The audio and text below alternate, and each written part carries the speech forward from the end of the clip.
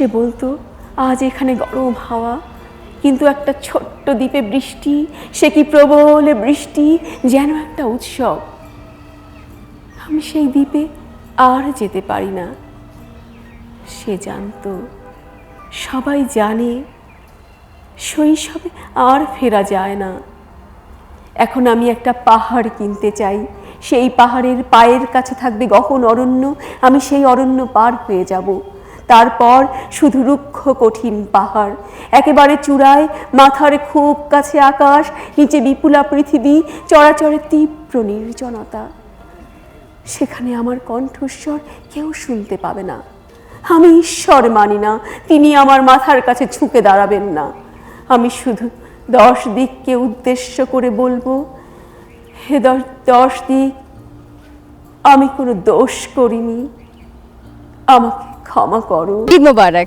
সবাইকে স্বাগত জানাচ্ছি ঈদ উপলক্ষে নিউজ 24 এর বিশেষ আয়োজন স্যান্ডেলিনা সোপ নিবেদিত ক্রীড়াঙ্গনে অদম্য নারী পাওয়ার্ড বাই বিউটিনা ফেস ওয়াশ এই আয়োজনে। আর এই পুরো আয়োজনে আপনাদের সাথে আছি আমি নাফিসা হক।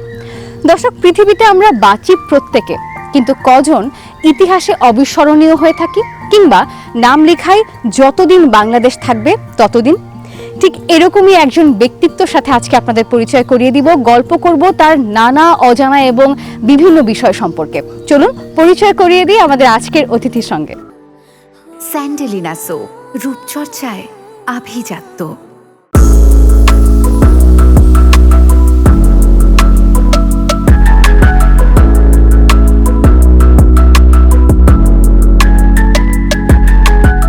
প্রিয় দর্শক, যার কথা বলেছিলাম এবারে তার সাথে পরিচয় করিয়ে দিব। আপনারা সবাই চেনেন, সবাই জানেন, বাংলাদেশের সর্বপ্রথম নারী এভারেস্ট জয়ী যে ব্যক্তিত্ব রয়েছেন নিশাত মজুমদার আপু, তিনি আজ আমার সাথে উপস্থিত রয়েছেন। কথা বলবো তার সাথে। ঈদ মোবারক আপু। ঈদ মোবারক, ঈদের শুভেচ্ছা। আপনাকেও। কেমন আছেন? খুব ভালো আছি, আপনি? আমি আপনাকে পেয়ে আরো ভালো আছি। ধন্যবাদ। সব সময় জানতে চাই যে এই যে নিশাত মজুমদার বলি, ওয়াসফিয়া নাজরিন বলি, এদেরকে সামনাসামনি দেখতে কেমন হয়? এরা আসলে মানে মানুষ কিন্তু মহামানবী। এরা যা করে ফেলেছে সেটা প্রত্যেকটা নারীর জীবনের স্বপ্ন। আপনাকে পেয়ে নিউজ 24 পরিবার অনেক বেশি আনন্দিত। আজকে সারাদিন গল্প হবে আপনার সাথে। শুরুতেই শুরু করতে চাই আপু, ঈদ কেমন কাটে? ঈদ ছোটবেলায় একরকম কাটতো, এখন বড়বেলায় অন্যরকম কাটে। ছোটবেলায় তো আসলে বেশি আনন্দের সময়গুলো ছিল ঈদের সময়, যে আমরা একটা দিন পেতাম যখন স্বাধীনভাবে বাইরে বেড়াতে যেতে পারতাম। আমরা কাজিনরা মিলে হয়তো রিক্সা করে ঘুরবো, এটাই হচ্ছে ঈদের আমাদের একমাত্র বিনোদন ছিল, রিক্সা করে ঘোরা। আর এখন তো বড় হওয়ার পরে বড়বেলায় আত্মীয় স্বজন, বিশেষ করে আমার শ্বশুর বাড়িতে শ্বশুর শাশুড়ি, তাদেরকে নিয়ে সময় কাটে। চমৎকার আপু। আমরা যারা মিলেনিয়াম যুগ দেখেছি, জেনজি দেখি, জেন আলফা দেখি, ঈদের কোন বিষয়টা আপনি খুব মিস করেন? আমি আসলে ওই অর্থে ওইভাবে মিস করি না। আমি মনে করি যে প্রত্যেকটা সময়ের আলাদা আবেদন আছে, আলাদা প্রয়োজনীয়তা আছে। তো আমার কাছে মনে হয় না যে আলাদা মিস করি। তবে একটা বিষয় না বললেই নয়, এখনকার ছেলেমেয়েরা আসলে বিশেষ করে জেনজিরা, তারা তো খুব ডিভাইস কানেক্টেড থাকে। তো এই বিষয়টা আমাকে একটু মনে হয় যেন আমরা কি মানে আমাদের আত্মীয়তার সম্পর্ক থেকেও কি কখনো কখনো দূরে সরে যাচ্ছি কিনা, এটা নিয়ে মাঝে মাঝে একটু চিন্তা হয়। তাছাড়া সব মিলে মোটামুটি ঈদটা আসলেই মানে খুবই পারিবারিক একটা পরিবেশে সবারই কাটে, তো খুব আনন্দময়, খুবই ভালো লাগে। বিশেষ করে যে প্রতিটা মানুষ যে ঈদে আনন্দ করে, পরিবারের সাথে সময় কাটায়, এই যে গ্রামে যায় এত কষ্ট করে, বাংলাদেশের মানুষ, ঢাকার মানুষ কি কষ্ট করে গ্রামে যায় শুধু একটা মুহূর্ত পরিবারের সাথে কাটানোর জন্য, এটা আমি খুব উপভোগ করি। বাহ আপু, আরেকটা প্রশ্ন আসলে একেবারে এখন না করলেই নয়, সেটা হচ্ছে প্রায় 1 যুগেরও বেশি সময় পার হয়ে গেছে আপনার এভারেস্ট জয় করার। তখন থেকে এখন পর্যন্ত দেখা যায় যে অনেকেই অনেক প্রফেশনে যুক্ত হয়েছেন, আবার তারা পাশাপাশি এই পর্বতারোহণকে এখনো ধরে রাখেনি, যেটা আপনি রেখেছেন। ঠিক কয়েকদিন আগে শেষ হলো সুলতানার স্বপ্ন। এই যে ধরে রাখা, উদ্যমী হওয়া, এই বিষয়টা নিয়ে একটু জানতে চাই। আসলে এইটা তো মানে একেবারে আত্মা থেকে উৎসরিত, তো এটা যদি থাকে আমার মনে হয় যে কেউই পারে ধরে রাখতে। তারপর কষ্ট তো হয়, কারণ হচ্ছে মানে নিজের সংসার, জীবন, ক্যারিয়ার সব কিছু নিয়ে একটা সুতোয় একটা মালা গাঁথা এই সময়টাকে গেঁথে রাখা, ধরে রাখা কষ্টকর, কিন্তু তারপর ওই যে বললাম যে জিনিসটা আত্মা থেকে উৎসরিত হয় সেটা আসলে কখনো এড়িয়ে যাওয়া যায় না। আর যদি আমরা কখনো সেটাকে এড়িয়ে যাই তাহলে তখন আমরা মানুষ থাকতে পারি না, তখন আমাদের মানুষ হিসেবে হয়তো বা একটু পড়ে যেতে হয়। এই জন্য আমি মনে করি প্রত্যেকেরই এই আত্মার উৎসরণের জায়গাটা খুঁজে বের করা এবং সেইখানে ডুব দেওয়া খুব জরুরি। জীবনকে যাপন করাটা অনেক বেশি জরুরি। যাপন করা খুব জরুরি।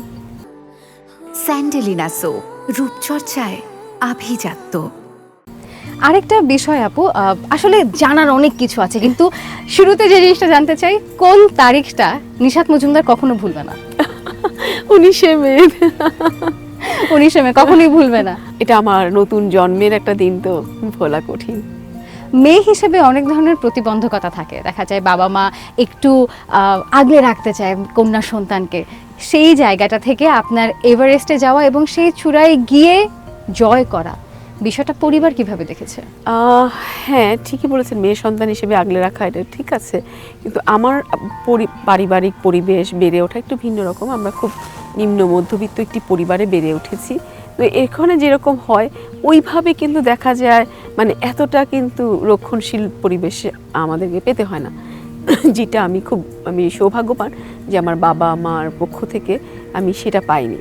আমি খুবই একটা প্রগতিশীল একটা চিন্তাধারা পেয়েছি যে মেয়ে হিসেবে, মেয়ে হয়েছি বলে তো কি হয়েছে, যে কোনো কাজ করতে পারি। আমার মায়ের কথা বিশেষভাবে বলবো, আমার মা তো সবসময় এই কথা বলেন যে একটা ছেলের তো 2টা হাত, তোমারও 2টা হাত, একটা ছেলের 2টা পা, তোমারও 2টা পা, তাহলে ও যে কাজটা পারে তুমি কেন পারবে না? আমার মা বরং এটা বলতেন, তো এটা আমার অনেক মানে প্রেরণার জায়গা। ফ্যামিলি ছিল আপনার? খুবই, কিন্তু আমরা কিন্তু একদম খুবই একেবারে, আমার মা কিন্তু একেবারেই মানে অর্ধশিক্ষিত একজন নারী, কিন্তু তাই যে শিক্ষা যে আসলে পারিবারিক মূল্যবোধ থেকে আসে, শিক্ষা শুধুমাত্র আসলে বই পড়ে তো শিক্ষা হয় না, শিক্ষার সাথে পরিবার যুক্ত, শিক্ষার সাথে একটা সমাজ যুক্ত। তো একটা পরিবার এবং সমাজ যদি এই মূল্যবোধের জায়গাটা তৈরি করতে পারে তাহলে অনেক কিছু সহজ হয়ে যায়। স্যান্ডেলিনা সো, রূপচর্চায় আভিজাত্য। নিশাত মজুমদারকে সেই 2012-তে জনগণ যেভাবে দেখেছে আজও ঠিক সেভাবে দেখছে। নিশাত মজুমদারের পছন্দের খাবার কি? খাবারের ব্যাপারে আসলে আমি এত ফুডি না, আসলে আমি খাবারটা খাই শুধুমাত্র বেঁচে থাকার জন্য, তো না খেয়ে থাকতে পারলে ভালো হতো। এটা কি ছোটবেলা থেকে? হ্যাঁ, আমার খাবারের প্রতি এক ধরনের একটা অনীহা আছে, এই জন্য খুব পছন্দের খাবার আমার, আমি খাই, সবই খেতে পারি, কিন্তু হচ্ছে যতটুকু বেঁচে থাকার জন্য। তো ওই বেঁচে থাকার খাদ্য উপাদানের মধ্যে কোন উপাদানটা আপনার পছন্দ? অবশ্যই শাকসবজি বেশি পছন্দ, আচ্ছা, এবং মাছ, তারপর হচ্ছে মাছ। আর মাছে ভাতে বাঙালি ভাত কোথায়? হ্যাঁ, ভাতটা হচ্ছে ওই যে কার্বোহাইড্রেট যতটুকু প্রয়োজন ততটুকু ঠিক যেন, ততটুকুই। হ্যাঁ সেটা যেন ততটুকু থাকে, সেটা দেখতে হয়। 4 সন্তানের মধ্যে দ্বিতীয় আপনি। জি। তো প্রথম কলটা যখন আপনি এভারেস্ট জয় করলেন, ওই মুহূর্তে যেহেতু ওখান থেকে কল করাটা অনেক হ্যাসেলের একটা বিষয়, প্রথম কলটা কাকে করেছেন? সত্যি অর্থে কল তো ওখান থেকে করা যায়নি, আমরা একটা স্যাট ফোন নিয়ে গেছিলাম, স্যাটেলাইট ফোন, যে আমরা একদম পৃথিবীর সর্বোচ্চ বিন্দু থেকে আমরা ফোন করে বাংলাদেশকে জানাবো, কিন্তু আমরা যখন এভারেস্টের চূড়ায় গিয়ে দেখলাম যে সেই ফোনের কোনো চার্জ নেই, চার্জ শেষ, মানে ঠান্ডায় ব্যাটারি ডাউন হয়ে যায়। তো খুবই দুঃখের সাথে আমরা কোনো ফোন করতে পারিনি। আমরা ফিরে এসেছি, ফিরে এসে বেস ক্যাম্পে আসার পর আমার কথা হয়েছে, আমার পরিবারের প্রথম আমার বোনের সাথে কথা হয়। তখন আমাদের পরিবারে আমার বোনের কাছেই কেবলমাত্র মোবাইল ফোন ছিল, তখন সিটি সেলের ফোন চলতো, ওই ফোনে একটা ফোন ছিল, ওখানেই কথা হয়েছিল। আর বাসার এক্সপ্রেশনটা কি ছিল? বাসায় আমার আম্মু যখন আম্মুর সাথে কথা হলো, তা আম্মু বললো যে মানে উঠছো টুটছো তাদের নাই মা আসো। আর আমার আব্বা হচ্ছে কথা হলো কি, কেমন আছিস, ভালো আছিস, খাইছিস নি? হ্যাঁ খাইছি, আচ্ছা ঠিক আছে তাড়াতাড়ি চলে আয়। মানে এই হচ্ছে বাবা মা, তাই না? সন্তান থাকুক দুধে ভাতে। এই যে এতগুলো পথ আপনি পাড়ি দিয়েছেন, এখনো দিচ্ছেন কন্টিনিউয়াসলি, আপনাকে পাহাড় কি বেশি ডাকে না আপনি পাহাড়কে ডাকেন? দুটোই মনে হয়। আপনি খুব সুন্দর করে প্রশ্ন করেছেন, এভাবে কেউ করে না যে পাহাড় আমাকে ডাকে না আমি পাহাড়কে ডাকি। আমি এটা নিয়ে ভাবতে গিয়ে দেখলাম যে মনে হয় দুটোই হয়। মনে হয় দুটোই হয়। পাহাড় ডাকে, পাহাড় কল আছে, এটাকে বলে মাউন্টেন কল। এইটা যদি একবার যদি কাউকে মাউন্টেন কল করে, সেই ডাকে সাড়া না দিয়ে পারা যায় না। ছোটবেলা থেকে কি আপনি, আমরা দেখা যায় না যে আমরা অপশন দেই সমুদ্র পছন্দ না পাহাড় পছন্দ, আপনি কি ছোটবেলা থেকেই লিখেন পাহাড় পছন্দ পাহাড় না, পছন্দ? পাহাড় আমি চিনতাম না তো, আমরা তো সমতলের মানুষ, আমার আশেপাশে কোথাও কোনো পাহাড় নেই। আমি শুধুমাত্র পাহাড়কে চিনেছি প্রথম দিকে চাঁদের পাহাড় থেকে। চাঁদের পাহাড় হচ্ছে সেই বিভূতিভূষণের চাঁদের পাহাড়, ওই গল্পের মধ্যে প্রথম মানে চাঁদের পাহাড়, পাহাড় বলে কিছু আছে। পাহাড় তো জানতাম না। তো সমুদ্র তো জানি, কক্সবাজার বাংলাদেশের সমুদ্র সৈকত, সুতরাং সেটাই বেশি জানা। কিন্তু পৃথিবীতে পাহাড় নামে এরকম একটা বিষয় আছে, এটা আমি অনেক বড় হয়ে উপলব্ধি করেছি। আর সেই ডাক, যে মাউন্টেন্স কলটাকে আপনি আর রিফিউজ করতে পারেননি। কেউ পারে না, আপনিও পারবেন না, আপনার যদি কখনো আসে। প্রথমে যখন আপনি যান, আচ্ছা আমি অনেক পাহাড় নিয়ে গল্প করে ফেলেছি, আমি একটু অন্য প্রসঙ্গে যেতে চাই। আমি ঈদের কথা বলতে চাই। কখনো কি ঈদের মুহূর্তে, রোজার মুহূর্তে পাহাড়ে ছিলেন? হ্যাঁ, ছিলেন? ওকে, দেন সেই অভিজ্ঞতা জানতে চাই। ওখানে আসলে পাহাড়ে তো আলাদা করে ঈদ বলে কিছু নেই। হ্যাঁ, ওখানে প্রতিদিনই একই রকম।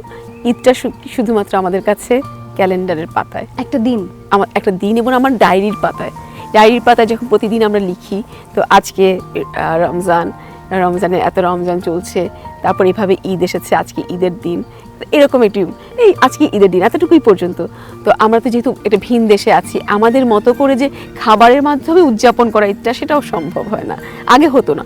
এখন হয়তো আমরা ওই প্রস্তুতি নিয়েই যাই, এখান থেকে অন্তত সেমাই চিনি নিয়ে যাই, যেন ঈদের দিনটা সেমাই চিনি দিয়ে উদযাপন করা যায়। কি অভিনব একটা বিষয়, তাই না? যে পাহাড়ে গিয়ে ঈদ উদযাপন করছে। এটা কত সালে হবে? আমি তো প্রতি বছরই কোনো না কোনো সময়ে যাই। তো এরকম এটা মনে হয় কবে পড়েছিল, হয়তো বা 2014-15 সময় একবার পড়েছিল। তারপর বাংলাদেশের পাহাড়েও কখনো কখনো পড়েছে। বাংলাদেশের সব পাহাড় কি ঘোরা হয়েছে? বাংলাদেশের পাহাড়ে হ্যাঁ, মোটামুটি, খুব যে বলবো তা না, মোটামুটি। আচ্ছা, যেহেতু বললেন যে ঈদ পাহাড়ে করা হয়েছে, ওই মুহূর্তে আপনি ছিলেন। ঈদ যদিও সেখানে সেলিব্রেট করা হয় না, কিন্তু ঈদের শুভেচ্ছা যদি পাহাড়কে জানাতে হয়, কিভাবে জানাতেন? সুন্দর প্রশ্ন। আমি জানাতাম, ওকে তো প্রথমে ঈদ মোবারক বলবো, এটা আমাদের রিচুয়াল, এটাই বলবো। এবং তারপরে যেটা বলতে চাই যে তুমি তোমার মতোই থেকো, তুমি যেভাবে পৃথিবীকে আগলে রেখেছো, সারা জীবন এভাবেই আগলে রেখো আমাদেরকে। বাহ, চমৎকার একটা মেসেজ, যে তুমি যেরকম আছো তুমি সেরকম থাকো। কিন্তু আসলে কতটা আমরা যেরকম পছন্দ করি সেরকম আসলে থাকি, বা ওইভাবে বিষয়টাকে আমরা আত্মস্থ করতে পারি। পাহাড় নিয়ে অনেক গল্প হলো, ঈদ নিয়ে অনেক গল্প হলো। ব্যক্তি হিসেবে যদি আমি বলি, আপনি আপনার নিজেকে কত দেবেন? নিজেকে মূল্যায়ন করা খুবই জরুরি, কিন্তু এটা সিক্রেট। আচ্ছা, সিক্রেট, কিন্তু এটা কি 1 থেকে 5 না 5 থেকে 10? সেটা বলে অনেক কিছু বোঝা হয়ে যাবে। নিজেকে মূল্যায়ন করা কিন্তু খারাপ কিছু না, না, খুবই ভালো কথা। কিন্তু আমরা জানাবো না দর্শককে, আমরা পুরোটা বলবো না, কিন্তু 1 থেকে 5 না 5 থেকে 10? না বললেই ভালো হবে। 5 থেকে 10। আমাদের মূল্যায়নে আমরা সবসময় সবার সেরা। ব্যক্তি মূল্যায়ন যখন অনেক হবে, আশপাশ থেকে বিভিন্ন ধরনের কমেন্ট তো আসবেই, কিন্তু নিজেদের ক্ষেত্রে নিজেরা সেরা, তাই নয় কি? অবশ্যই নিজেকে তো সেরা করতে হবে, নিজেকে সেরা করার জন্যই তো এত কিছু, আমরা যে পৃথিবীতে এত দৌড়ঝাঁপ করছি, সবকিছু তো নিজেকে সেরা করার জন্য। আপু, আড্ডা তো চলমান, অবশ্যই আরো অনেক গল্প বাকি, একটা বিরতি নিয়ে আসি। ঠিক আছে। প্রিয় দর্শক, বুঝতেই পারছেন আমাদের আড্ডা কিন্তু চলমান, আরো অনেক গল্প বাকি, কোথাও যাবে না, সঙ্গেই থাকুন। আপনারা দেখছেন ঈদ উপলক্ষে নিউজ 24 এর বিশেষ আয়োজন, স্যান্ডেলিনা সোপ নিবেদিত ক্রীড়াঙ্গনে অদম্য নারী, পাওয়ার্ড বাই বিউটিনা ফেস ওয়াশ। বিরতির পর সবাইকে আরো একবার স্বাগত জানাচ্ছি। দেখছেন স্যান্ডেলিনা সোপ প্রেজেন্টস ক্রীড়াঙ্গনে অদম্য নারী, পাওয়ার্ড বাই বিউটিনা ফেস ওয়াশ। আমরা আবারও আমাদের গল্পে চলে যাই।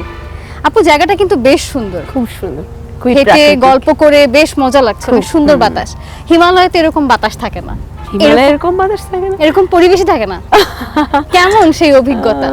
হিমালয়ের অভিজ্ঞতাটা অনেক বেশি বৈচিত্র্যপূর্ণ। কোথাও জঙ্গল, কোথাও ঘাস শুধুমাত্র, কিচ্ছু নেই, কোথাও শুধুমাত্র সাদা বরফ। এই যে এটা মেয়েদের কাজ না, মেয়েরা এটা করতে পারে না, মেয়েরা ঘরের বাইরে যাবে না, মেয়েরা কিচ্ছু করবে না, সেই জায়গাটা থেকে যা করে দেখিয়েছেন আপনি। যতদিন বাংলাদেশ থাকবে, ইতিহাসের পাতায় আপনি থাকবেন। কেমন লাগে এই বিষয়টা? এটা আমি আসলে যতটা না উপভোগ করা, তত বেশি তার চেয়ে বেশি আমার দায়িত্ব বেশি মনে করি। আমি যেদিন প্রথম বাংলাদেশের মাটিতে পা দেই, মানে পাহাড় থেকে ফিরে এসে, তো সেদিন এত মানুষ এয়ারপোর্টে এসেছিল আমাকে অভ্যর্থনা জানাতে, সেদিন আমি দেখে ভয় পেয়ে গেছিলাম যে ও মা এটা কি হলো। আমার কাছে সত্যি মানে ওইটা আনন্দ পাওয়ার চাইতে আমি ভয় বেশি পেয়েছি যে ও তাহলে তো আমার কাঁধে দায়িত্ব চলে আসলো, এতগুলো মানুষ আমাকে এভাবে গ্রহণ করেছে, তাহলে হয়তো বা আমাকেও এটা ফিরিয়ে দেওয়ার একটা প্রয়াস চালাতে হবে। সেই জায়গাটা থেকে এখনো পর্যন্ত কি আপনার পথ চলা সেভাবেই চলছে? একদম, প্রতিটি মুহূর্ত সেই দায়িত্ববোধ থেকেই চলছে। চমৎকার। স্যান্ডেলিনা সো, রূপচর্চায় আভিজাত্য। পাহাড়ের আমরা যারা সমতলের বাসিন্দা, আমরা উঁচু নিচু, অক্সিজেনের তাপমাত্রা ঠিক না বেঠিক এত হিসাব নিকেশে আমরা যাই না, কিন্তু যখন আমরা পাহাড়ে যাই আমাদের প্রত্যেকটা খুঁটিনাটি বিষয়ে হিসাব করতে হয়। যখন আপনি পাহাড়ে গেলেন একদম প্রথম, তখনকার সময় জানতে চাই যে কোন জায়গা থেকে আসলে আপনি জেনেছেন কোথা থেকে ট্রেনিং নিতে হবে, কি করতে হবে সব কিছু? আচ্ছা, আমার তো একটা ক্লাব ছিল, আমি সেই আমার বিএমডিসি বাংলাদেশের প্রথম পর্বতারোহণের ক্লাব, তো ওই ক্লাবে হচ্ছে আমি যুক্ত হই এবং ক্লাবের যে ছিলেন আমাদের প্রতিষ্ঠাতা ছিলেন ইনামাল হক, তিনি এবং আমার ক্লাবের যে বড় ভাই আপুরা ছিল তাদের কাছ থেকে আমি অভিজ্ঞতা নিয়ে তাদের গল্প শুনে আমার পথ চলাটা শুরু হয়েছিল। গাছে উঠতে পারেন? গাছে উঠতে কম পারি, কিন্তু পারি, কিন্তু খুব ইচ্ছে করে। কি পারেন? গাছে ওঠা, সাঁতার কাটা, সাইক্লিং চালানো? আসলে আমি মানে অ্যাডভেঞ্চার স্পোর্টসের সব কিছুই করতে চাই। সাইকেল চালানো আমার খুব পছন্দের কাজ, তারপর ম্যারাথন দৌড়ানো, সাঁতার কাটা, এগুলো, জঙ্গলে যাওয়া, সার্ফিং করা, তারপর আইস স্কেটিং করা, এগুলো মানে খুব খুব পছন্দের আমার।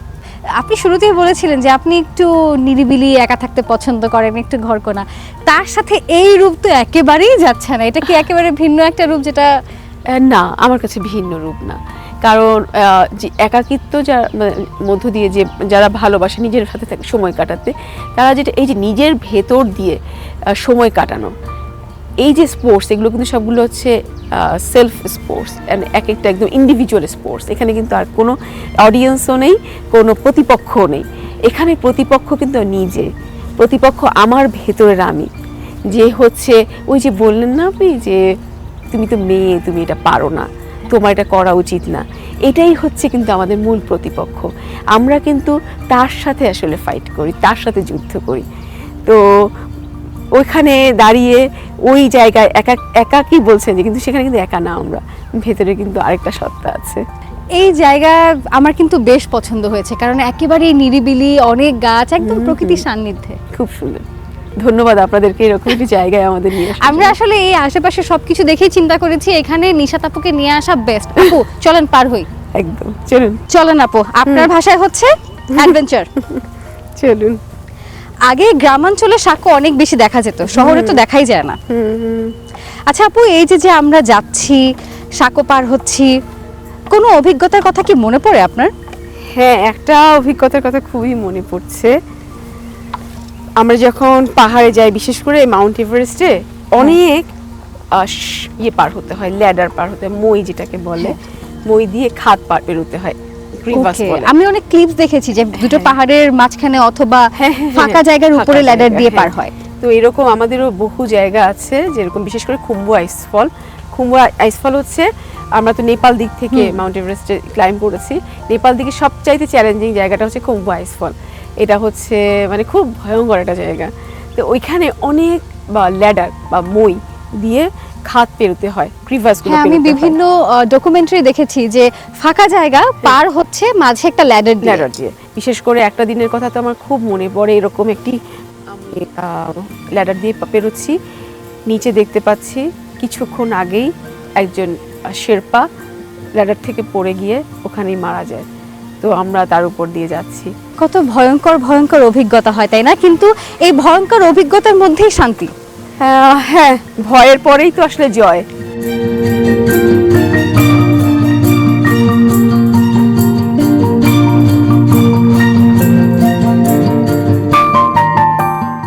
গল্প শুনেছি যে আপনি যখন এভারেস্ট জয় করতে গেলেন, তখন কোনো একটা মুহূর্তে আপনি হারিয়ে গিয়েছিলেন, শেরপারা খুঁজে চলে গিয়েছে কিন্তু আপনাকে পাইনি। এই গল্পটা একটু জানতে চাই আপু। এটা খুবই গুরুত্বপূর্ণ একটা মুহূর্ত ছিল আমার জীবনে। আমি অ্যাভালাঞ্চের মধ্যে পড়েছিলাম, স্নুপসে নামে একটা বড় পাহাড় আছে, 7000 মিটারের পাহাড় আছে, ওখান থেকে বড় ধস আসে, এসে আমাকে নিয়ে ধাক্কা দিয়ে চলে যায় এবং ওকে আমাকে সহ চলে সুইপ করে নিয়ে যায়। আমি যখন নাকি দেখতে পাচ্ছিলাম যে ওটা অ্যাভালান্সটা আসছে, তো আমি ভেবেছিলাম যে অনেক দূরে আছে, আমার কাছে পর্যন্ত আসতে পারবে না। তো আমার কাছে ক্যামেরা ছিল, আমি সে ছবি তুলতে, আমার এখনো মনে আছে আমি ক্যামেরাটা ধরে আছি। এরপরে কি ঘটেছে আমি জানি না। পরবর্তীতে আমি যখন নিজেকে আবিষ্কার করি তখন পাই যে বরফের ভিতরে আছি। তো আমি বুঝতে পারছিলাম না আমি যে কোথায় আছি, মানে কিছু দেখতে পাচ্ছিলাম না। তো আমি চিৎকার করছিলাম যে আমাকে হয়তো বা কেউ যদি বাঁচাতে আসে, কিন্তু দেখি চিৎকার শুনে কেউ আসে না। পরে আমি নিজেই বরফের ভেতর থেকে উঠে আসি, উঠে এসে তারপরে দেখলাম যে আমার মুখে একটা স্কার্ফ ছিল, স্কার্ফটা খুলে ফেলে দেখি যে চারদিকে রক্ত ছড়িয়ে পড়ে। কিন্তু আমি দেখছিলাম যে আমি কোথায় আছি, ক্র্যাভাসে, যে ক্র্যাভাসটা পার হয়ে আসছি ওখানে কিনা। দেখলাম যে আমার হাতের ডান পাশে 1 ফিট দূরে সেই বড় ক্র্যাভাসটা, আর আমি বরফের উপর বসে আছি। তো আমাকে কেউ খুঁজে পাচ্ছিল না, শেরপাড়া আমার মুহিত ভাইয়া ছিলেন আমার সাথে, তারা হচ্ছে আমাকে খুঁজতে খুঁজতে পিছনে চলে গেছে, যেহেতু আমি একদম বরফের ভিতরে ঢুকে আছি, তারা আমাকে খুঁজে পায়নি। তো ওরা মানে আমাকে সবাই লাকি গার্ল ডাকতে শুরু করলো, যে এইরকম ভাবে অ্যাভালাঞ্চে মানে বরফের ভিতরে চলে গেছে, সেখান থেকে বেঁচে ফিরে আসছে, এটা একটা। ওই মুহূর্তটা যখন আপনি চোখ বন্ধ করে বরফের নিচে ছিলেন, কি মনে হচ্ছিল আপু যে আর কি আমি পৃথিবী দেখবো না, এরকম কিছু? একদম মনে হচ্ছিল যে হয়তো বা এটাই শেষ মুহূর্ত জীবনের। এর সাথে আরেকটা প্রশ্ন আসলে জিজ্ঞাসা না করলেই নয়, যখন আপনারা পুরো দল ধরে শেরপার সাথে আপনাদের যুদ্ধ জয়ের পথে অগ্রসর হতে থাকেন, তখন কি মনে হয় না যে এখান থেকে আমরা কেউ ফিরে আসবো কেউ ফিরে আসবো না, ওই যে একটা অনুভূতি কেমন লাগে? এটা আসলে প্রতিটা মুহূর্তে, বিশেষ করে আমি যখন বাড়ি থেকে পাহাড়ের পথে পা বাড়াই, মা বাবার কাছে বিদায় নিয়ে যাই, তখন আমি মনে মনে তাদের কাছ থেকে শেষ বিদায় নিয়ে যাই, যে এটাই হয়তো শেষ দেখা, আর কখনো হয়তো দেখা হবে না। পাহাড়ে প্রতিবারই তো আসলে মানে নতুন জীবন নিয়ে ফিরে আসা হয়, যতবারই পর্যন্ত ফিরে এসেছি নতুন জীবন নিয়ে ফিরে এসেছি, প্রতিবারই মনে হয়েছে হয়তো বা এটাই শেষ। আর যখন কোনো সহযাত্রীকে হারিয়ে ফেলেন? হ্যাঁ, এই যে শেষ, এটা হয়তো আমার জন্য এখনো শেষ হয়নি, কিন্তু অন্য অনেকের জন্যই শেষ হয়েছে, শেষ মুহূর্ত, শেষ যাত্রা হয়েছে। মানে এই সময়গুলো খুব কঠিন, খুবই দুঃখজনক। আপু আমরা পুরো জায়গাটা ঘুরে দেখবো, একটা বিরতি নিয়ে আসি। একদম। প্রিয় দর্শক, আরো অনেক চমকপ্রদ গল্প নিয়ে আসছি, কোথাও যাবেন না, একটি বিরতির সময় হলো, ফিরছি বিরতির পর। আর আপনারা দেখছেন স্যান্ডেলিনা সোপ প্রেজেন্টস নিউজ 24 এর ঈদের বিশেষ আয়োজন ক্রীড়াঙ্গনে অদম্য নারী, পাওয়ার্ড বাই বিউটিনা ফেস ওয়াশ।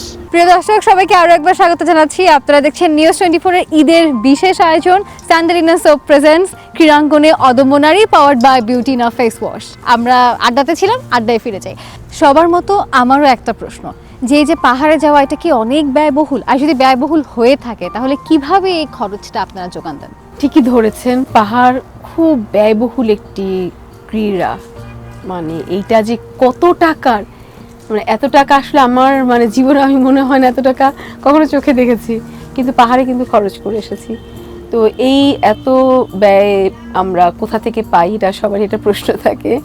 আমরা মূলত কর্পোরেটের কাছ থেকে স্পন্সর বা ব্র্যান্ডিং এর প্রমোশনের জন্য এই টাকাটা পেয়ে থাকি, বেশিরভাগ সময় সেভাবেই করা হয়। কিন্তু এর পাশাপাশি আমি এটা বলতে চাই যে আমাদের পাশের দেশ ভারতের কথা, ভারতে কিন্তু এই স্পোর্টসের জন্য সরকার কিন্তু অনুদান দেয়, কিন্তু আমাদের দেশে এই ব্যাপারটা এখনো হয়ে ওঠেনি।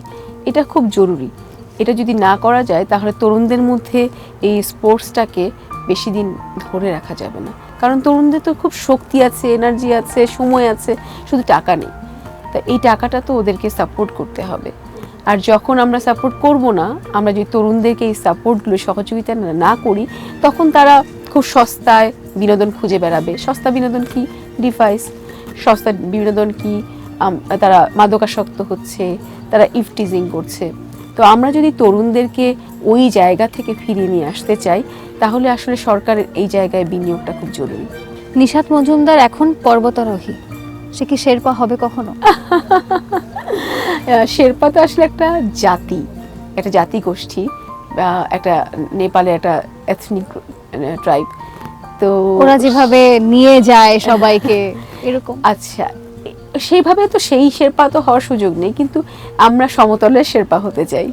সমতলের শেরপা কিরকম? আপনি যেটা বললেন যে নিয়ে যাওয়া, হ্যাঁ আমরা এখন ওই কাজটাই করি, তরুণদেরকে ওই পথটাই, পাহাড়ের পথ দেখানো। বিশেষ করে আমি যখন এটা কাজ করছি মেয়েদেরকে নিয়ে, মেয়েদেরকে কিভাবে পাহাড়ের পথ দেখানো যায়, কিভাবে পাহাড়ের শক্তিকে নিজেকে শক্তিমান করা যায়। আমাদের একটা প্রকল্প আছে, সেটা হচ্ছে women empowerment through mountain climbing, through the power of mountain. কিভাবে মাউন্টেইনের পাওয়ার দিয়ে নিজেকে এম্পাওয়ার করা যায়, তো সেইটারই আমরা কাজ করছি। তার জন্য মেয়েদেরকে আমরা পাহাড়ে নিয়ে যাওয়া, পাহাড়ের সাথে সম্পৃক্ত করা, এই কাজটা করছি। শুধু যে পর্বতারোহী নিশাত মজুমদার তা তো না, ব্যক্তি জীবনেও সে খুব স্বনামধন্য প্রতিষ্ঠান ওয়াসার সাথে কর্মরত। 9টা থেকে 5টা অফিস করে কিভাবে আবার এত সব কিছু সামাল দেন? খুব কঠিন, তবে ওই যে মানুষের স্বপ্ন, মানুষের নিজের ভেতরে যে তাড়না, সেটা যদি খুব প্রবল থাকে তাহলে আসলে সেই তাকে পরিচালিত করে, সেই শক্তিতে আসলে সে শক্তিমান হয়ে ওঠে। আমারও তাই, আমার এই পাহাড়ের নিজে যাওয়া বা পাহাড়ের সাথে সম্পৃক্ত থাকা এবং অন্যদেরকে এই পাহাড়ের মাধ্যমে, বিশেষ করে নারীদেরকে পাহাড়ের মাধ্যমে এম্পাওয়ার করা, এটা আসলে আমার জীবনের একটা অংশ হয়ে গিয়েছে এখন। তো যেটা জীবনের অংশ সেটা হয়তো সে যাপন করতেই হবে, সেই জন্যই আমি সব কিছু ম্যানেজ করে ফেলতে পারছি। বাহ, মানে চিন্তা ভাবনা থাকলে আসলে সবকিছু ম্যানেজ করা যায়। আপনারা সুলতানার স্বপ্ন করছেন, উইন্টার এক্সপেডিশন করছেন, এই সব জায়গাতে আপনি নারীদের আগ্রহ কেমন দেখছেন? নারীদের আগ্রহ খুবই ভালো। বিশেষ করে এখন আমার পরিচিত বহু মেয়েরা আছে যারা হিমালয়ে ট্রেক করছে, একা একা ট্রেক করছে। আমার পরিচিত মেয়েরা আমার সাথে মেন্টরশিপ প্রোগ্রাম করেছে, ও এখন গাইডের, যেটা বলছিলেন শেরপা হওয়ার কথা, নিজেই শেরপা হচ্ছে, মানে সমতলের শেরপা হচ্ছে। তো খুব আগ্রহী, কিন্তু চ্যালেঞ্জটা আসলে অন্য জায়গায়, যে এই যে পাহাড়ের পর্বতারোহণটা, বিশেষ করে টেকনিক্যাল ক্লাইম্বিং যেটা, সেইখানে আসলে মেয়েদেরকে আমরা এখন পর্যন্ত মানে খুব বেশি এগিয়ে নিয়ে আসতে পারছি না। এটা একটা লম্বা সময়ের বিষয় পর্বতারোহণ। আমি যেমন মাউন্ট এভারেস্টে গিয়েছিলাম, তার আগে কিন্তু আমার 10 বছরের একটা পর্বতারোহণের জীবন ছিল, তারপরে কিন্তু মাউন্ট এভারেস্টে যাওয়া, এবং তারপরে এখন আরও 10-12 বছর আমি পাহাড়ের সাথে আছি। কিন্তু এই যে দীর্ঘ সময়ব্যাপী পর্বতারোহণের সাথে থাকা, এটা নারীদের জন্য আসলে একটু কঠিন, একটু চ্যালেঞ্জিং। তো সেই জন্য আমরা মানে খুব যে মেয়েদেরকে এখানে সংযুক্ত করতে পারছি সেটা বলবো না। আচ্ছা, এই যে বাংলাদেশের প্রায় 20-22 কোটি মানুষ, সবাই যে নিশাত মজুমদারকে চেনে তা না, কিন্তু বিসিএস এর কোয়েশ্চেনে সবার আগে আসে দেশের প্রথম নারী এভারেস্ট জয়ীকে। এই বিষয়টা কেমন লাগে? এইটা সবাই তো পছন্দ করে, কিন্তু আমার একটু ভয় বেশি লাগে, যে সত্যি কথাই বলে দিচ্ছি, ভয় বেশি। এই যে মানুষ চেনে, মানুষ জানে, এটা তো শুধু যে বলছিলাম, এটা তো শুধু আসলে একপাক্ষিক না, এটা তো দ্বিপাক্ষিক। তারা আমাকে চিনছে, আমাকে একটা সম্মানের জায়গায় দিয়েছে, তাহলে আমারও তো কিছু দায় আছে, দায়িত্ব আছে, কিছু দেবার আছে। তো ওটাকে আমি পরিপূর্ণভাবে দিতে পারি কিনা, করতে পারি কিনা, এই জন্য আমার ভয়টাই বেশি কাজ করে সব দেখলে। এত সুন্দর করে ঠান্ডা মাথায় আপনি কথা বলছেন আমার সাথে, ঠান্ডা একটা স্বরে, সেই সাথে পাহাড় আপনাকে অনেক টানে। পাহাড়ের একটা কবিতা আবৃত্তি কি আমি আপনার কাছ থেকে শুনতে পারি? হ্যাঁ, হতে পারে। অনেকদিন থেকেই আমার একটা পাহাড় কেনার শখ, কিন্তু পাহাড় কে বিক্রি করে তা জানি না। যদি তার দেখা পেতাম, দামের জন্য আটকাতো না। আমার নিজস্ব একটা নদী আছে, সেটা দিয়ে দিতাম পাহাড়টার বদলে। কে না জানে পাহাড়ের চেয়ে নদীর দামই বেশি, পাহাড়ের স্থানও নদী বহমান। তবু আমি নদীর বদলে পাহাড়টাই কিনতাম, কারণ আমি ঠকতে চাই। নদীটা অবশ্য কিনেছিলাম একটা দ্বীপের বদলে। ছেলেবেলায় আমার খুব ছোট্টখাটো ছিমছাম একটা দ্বীপ ছিল, সেখানে অসংখ্য প্রজাপতি। শৈশবে দ্বীপটি ছিল বড় প্রিয়। আমার যৌবনে দ্বীপটি আমার কাছে মাপে ছোট লাগলো। প্রবহমান ছিপছিপে তন্নি নদীটি বেশ পছন্দ হলো আমার। বন্ধুরা বলল, ওইটুকু একটা দ্বীপের বিনিময়ে এত বড় একটা নদী পেয়েছিস, খুব জিতেছিস তো মাইরি। তখন আমি জয়ের আনন্দে বিহ্বল হতাম। তখন সত্যিই আমি ভালোবাসতাম নদীটিকে। নদী আমার অনেক প্রশ্নের উত্তর দিত, যেমন বলো তো আজ সন্ধেবেলা বৃষ্টি হবে কি না। সে বলতো আজ এখানে গরম হাওয়া, কিন্তু একটা ছোট্ট দ্বীপে বৃষ্টি, সে কি প্রবল বৃষ্টি, যেন একটা উৎসব। আমি সেই দ্বীপে আর যেতে পারি না। সে জানতো, সবাই জানে, শৈশবে আর ফেরা যায় না। এখন আমি একটা পাহাড় কিনতে চাই, সেই পাহাড়ের পায়ের কাছে থাকবে গহন অরণ্য, আমি সেই অরণ্য পার হয়ে যাব। তারপর শুধু রুক্ষ কঠিন পাহাড়, একেবারে চূড়ায় মাথার খুব কাছে আকাশ, নিচে বিপুলা পৃথিবী, চরাচরে তীব্র নির্জনতা। সেখানে আমার কণ্ঠস্বর কেউ শুনতে পাবে না। আমি ঈশ্বর মানি না, তিনি আমার মাথার কাছে ঝুঁকে দাঁড়াবেন না। আমি শুধু 10 দিককে উদ্দেশ্য করে বলবো, হে 10 দিক, আমি কোনো দোষ করিনি, আমাকে ক্ষমা করো। চমৎকার চমৎকার। আমি পুরো কবিতাটা মনে হলো যে চোখের সামনে আমি ভাসতে দেখলাম। আবৃত্তিকারকেরা মনে হয় এরকমই হয়, তাই না? তারা তাদের কবিতার মাধ্যমে একদম সবকিছু আমাদের সামনে সেই চিত্রটা তুলে ধরে। আচ্ছা, পর্বতারোহী না হলে কি হতেন? পর্বতারোহী না হলে এই যেমন আছে তেমন হতাম। এটা কি একটা অ্যাডিশন জীবনে? অবশ্যই, এটা আমার জীবনের একটা ঐশ্বরিক পাওয়া। এটা ঐশ্বরিকভাবে পাওয়া। আমি মনে করি সৃষ্টিকর্তা আমাকে বিশেষ একটা কিছু দিয়েছেন, বিশেষ কোনো কারণে। প্রতিটা মানুষই কিন্তু পৃথিবীতে আসে, আল্লাহ পৃথিবীতে মানুষকে পাঠান, প্রত্যেকটা মানুষকে পাঠিয়েছেন কোনো না কোনো একটা উদ্দেশ্য নিয়ে। আমরা হয়তো সেই উদ্দেশ্যটা সেটা খুঁজে পাই না, সেই পথটা খুঁজে পাই না, হারিয়ে ফেলি। সেজন্য দেখা যায় যে পথ খুঁজতে খুঁজতে জীবন শেষ হয়ে যায়। তো এটা খুব জরুরি আমাদের জীবনে, পথ খুঁজে পাওয়া। ঈশ্বর কেন আমাদের পাঠিয়েছেন, আল্লাহ কেন আমাকে সৃষ্টি করেছেন, সেটা খুঁজে পাওয়াটা, সেই পথে চলাটা। একেবারে। পরের জন্মে বয়স যখন 16 সঠিক, কি হবেন তখন? হয়তো ছোট্ট কোনো পাখি, হয়তো বা একটা ঘাস ফুল, কিন্তু একটি আনন্দময় জীবন চাই। একেবারে। নিশাত আপু, অসংখ্য ধন্যবাদ আপনাকে, এত ব্যস্ততার মাঝে আমাদেরকে সময় দিয়েছেন। তবে যাবার আগে একটু আপনার কাছ থেকে জানতে চাই যে তরুণ উদ্যমী যারা রয়েছেন বাংলাদেশে, তাদের অনেক আশা এই পর্বত নিয়ে, পর্বতের চূড়া স্পর্শ করা নিয়ে, তাদের জন্য আপনার দিক নির্দেশনা কি থাকবে? আমি আসলে তরুণদেরকে কখনো দিক নির্দেশনা দেই না, কারণ ওরা আসলে তারা একটা নিজস্ব স্বপ্নের মধ্যে বাস করে। তারা পৃথিবীটাকে ভেঙে চুরে নতুন করে তৈরি করতে পারে। তো তাকে দিক নির্দেশনা দিয়ে আমি পুরাতন পথে নিতে চাই না। তাদের স্বপ্ন দিয়ে পৃথিবীটাকে ভেঙে চুরে নতুন করে তৈরি করবে। কিন্তু আমার যেটা আমার জীবন থেকে যেটা প্রাপ্তি, যেটা আমি উপলব্ধি করি, যে জীবনে সঠিক পথে থাকা, সৎ পথে থাকা এবং পরিশ্রম করে জীবনে এক নিজের পথটাকে খুঁজে পাওয়া, নিজের স্বপ্নের পথে চলমান থাকা, নিজেকে চলমান রাখা, এটাই মনে হয় আমাদের জন্য সবচেয়ে জরুরি। যদি এটা করতে পারি, তাহলে আমরা প্রত্যেকেই আমাদের নিজস্ব এভারেস্টের চূড়ায় একজন নিজে আবিষ্কার করতে পারবো। আপু, আবারও অসংখ্য ধন্যবাদ আপনাকে, এত ব্যস্ততার মাঝেও এত সুন্দর একটা দিন আমাকে উপহার দেওয়ার জন্য। সেই সঙ্গে আমাদের সঙ্গে দর্শকরাও ছিলেন এই পুরো পর্ব দেখার। আপনার পুরো দিন, এই আজকে থেকে শুরু করে সামনে ঈদের পরবর্তী সব দিন অসংখ্য ভালো কাটুক, সেই প্রত্যাশা। ধন্যবাদ আপনাকে, ধন্যবাদ নিউজ 24-কে, এবং ধন্যবাদ আজকে দর্শক শ্রোতা যারা শুনেছেন, দেখেছেন আমাদেরকে। আপনাদের প্রতিটি দিন, প্রতিটি মুহূর্ত ঈদের মতো আনন্দময় হোক।